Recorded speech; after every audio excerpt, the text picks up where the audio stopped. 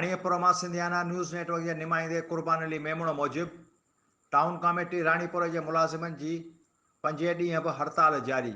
हड़ताली कैंप ते एडमिनिस्ट्रेटर इमरान अली सियाल ऐं town officer Mohibullah Shah Rashidi, press club Ranipur जो सदर अकबर शाहणी ऐं सिटी प्रेस क्लब जो सदर सैयद ज़वार हुसैन शाह की मौजूदगी में ॻाल्हियूं थियूं।